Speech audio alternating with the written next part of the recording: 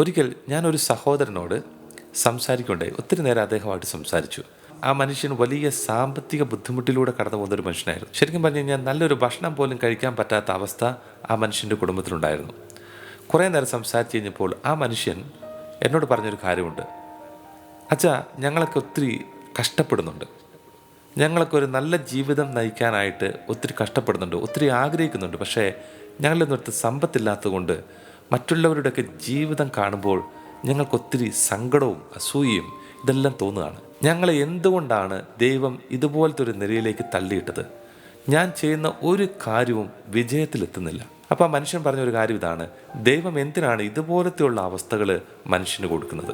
ശരിക്കും ആ മനുഷ്യൻ പറഞ്ഞൊരു കാര്യം ഇതാണ്: എന്തുകൊണ്ടാണ് ദൈവം മനുഷ്യരിലേക്ക് ഇതുപോലെ ദാരിദ്ര്യം അനുവദിക്കുന്നത്? പ്രിയപ്പെട്ടവരെ, ഇന്ന് ലോകത്തിൽ മനുഷ്യർക്ക് നല്ല ഭക്ഷണം കഴിക്കാനുള്ള അവസ്ഥയില്ലെങ്കിൽ, അല്ലെങ്കിൽ മരുന്ന് മേടിക്കാനുള്ള അവസ്ഥയില്ലെങ്കിൽ, അല്ലെങ്കിൽ നല്ല അടച്ചുറപ്പുള്ള ഒരു വീട്ടിൽ കിടക്കാനുള്ള ഭാഗ്യമില്ലെങ്കിൽ, അല്ലെങ്കിൽ ഒരു നല്ല വിദ്യാഭ്യാസം നേടാൻ പറ്റുന്നില്ലെങ്കിൽ, അതിന് കാരണം ദൈവമല്ല. ചുരുക്കത്തിൽ പറഞ്ഞു കഴിഞ്ഞാൽ ദാരിദ്ര്യത്തിൻ്റെ ഉത്തരവാദി ദൈവമല്ല. ദൈവമല്ല ഈ ലോകത്തിൽ ദാരിദ്ര്യം സൃഷ്ടിച്ചത്. ഓക്കെ, ചില മനുഷ്യർ അവരുടെ പ്രവൃത്തികളിലൂടെ, അവരുടെ ജീവിതത്തിലൂടെ തന്നെ ദാരിദ്ര്യം വിളിച്ചു വരുത്തുന്നവരുണ്ട്. അവരെക്കുറിച്ചല്ല പറയുന്നത്. പകരം വലിയൊരു തെറ്റായ ചിന്താഗതി ഇവിടെ തിരുത്തണമെന്നാണ് ഞാൻ ആഗ്രഹിക്കുന്നത്. അപ്പോൾ ഞാൻ പറഞ്ഞു വന്ന കാര്യം ഇതാണ്: ഈ ലോകത്തിൽ ദാരിദ്ര്യം സൃഷ്ടിച്ചത് ദൈവമല്ല, മനുഷ്യരാണ്. അപ്പോൾ ഏത് തരത്തിലുള്ള മനുഷ്യരാണെന്നുള്ളൊരു ചോദ്യം കൂടിയുണ്ട്. ഈ ലോകത്തിൽ ദാരിദ്ര്യം സൃഷ്ടിച്ചത് ധനവാന്മാരാണ്. ലൂക്കായുടെ സുവിശേഷം 16-ാം അധ്യായത്തിൻ്റെ 19-ാം തിരുലിഖിതം മുതൽ നമ്മൾ കാണുന്നുണ്ട് ധനവാനെയും ലാസറേയും. എന്തുകൊണ്ടാണ് അവസാനം ധനവാൻ നരകത്തിൽ പീഡിപ്പിക്കപ്പെട്ടത്? അവൻ എന്തെങ്കിലും തെറ്റ് ചെയ്തുകൊണ്ടാണോ? ധനവാൻ പ്രമാണങ്ങൾ ലംഘിച്ചതായിട്ട് വചനം പറയുന്നില്ല. ധനവാൻ ഏതെങ്കിലും ഒരു പാപം ചെയ്തതായിട്ട് വചനത്തിൽ പറയുന്നില്ല. ധനവാൻ ചെയ്ത ഒരേ ഒരു കാര്യം ഇതാണ്: അവൻ്റെ തൊട്ടു മുന്നിലുണ്ടായിരുന്ന വ്യക്തിയിൽ അവൻ ദാരിദ്ര്യം സൃഷ്ടിച്ചു എന്നുള്ളതാണ്. ആ ധനവാൻ ആ ദരിദ്രനായിട്ടുള്ള മനുഷ്യനെ സഹായിക്കാനുള്ള സാഹചര്യവും കഴിവും എല്ലാം ഉണ്ടായിരുന്നു.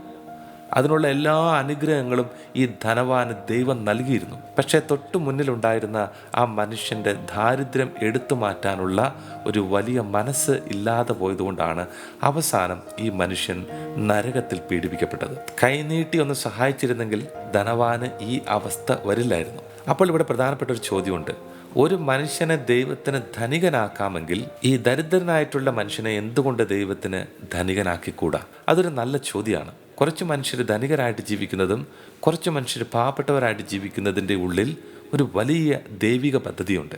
പ്രിയപ്പെട്ടവരെ, നമ്മളെല്ലാവരും ദൈവമക്കളാണെങ്കിൽ നമ്മളിൽ നിന്ന് ദൈവം ആഗ്രഹിക്കുന്ന ഒരു കാര്യമുണ്ട്. ഈ ലോകത്തിൽ നമ്മൾ ജീവിക്കുമ്പോൾ നമ്മൾ കൊടുത്തും മേടിച്ചും സഹായിച്ചും ഒക്കെ വേണം ജീവിക്കാനായിട്ട്. അങ്ങനെ അങ്ങോട്ടും ഇങ്ങോട്ടും കൊടുത്തും സഹായിച്ചും മേടിച്ചും ഒക്കെ ജീവിക്കുമ്പോൾ നല്ല നല്ല സൗഹൃദങ്ങൾ രൂപപ്പെടും, സ്നേഹബന്ധങ്ങൾ രൂപപ്പെടും, നല്ല നല്ല ബന്ധങ്ങൾ രൂപപ്പെടും. ഇതിലൂടെയാണ് നമ്മൾ ദൈവത്തിൻ്റെ പ്രിയപ്പെട്ടവരായിട്ട്, കർത്താവിൻ്റെ മക്കളായിട്ട് ജീവിക്കുക. ഇതാണ് ദൈവം ആഗ്രഹിക്കുന്നത്. അതുകൊണ്ടാണ് ലൂക്കായുടെ സുവിശേഷം 6-ാം അധ്യായം അതിൻ്റെ 35-ാം തിരുലിഖിതത്തിൽ വചനം പറയുന്നത്. അവിടെ വചനം പറയുകയാണ്: തിരിച്ചു കിട്ടുമെന്ന് പ്രതീക്ഷിക്കാതെ മറ്റുള്ളവർക്ക് നന്മ ചെയ്യുകയും വായ്പ കൊടുക്കുകയും ചെയ്യുവിൻ. ഇപ്പോൾ നിങ്ങളുടെ പ്രതിഫലം വലുതായിരിക്കും. അങ്ങനെ നിങ്ങൾ അത്യുന്നതൻ്റെ പുത്രന്മാരായി മാറുകയും ചെയ്യും. എന്ന് പറഞ്ഞു കഴിഞ്ഞാൽ അങ്ങനെയാണ് നമ്മൾ ദൈവത്തിൻ്റെ മക്കളായിട്ട് മാറുക. പ്രിയപ്പെട്ടവരെ, പള്ളിയിൽ പോകുന്നതും പ്രാർത്ഥിക്കുന്നതും മാത്രമല്ല നല്ല ആത്മീയത.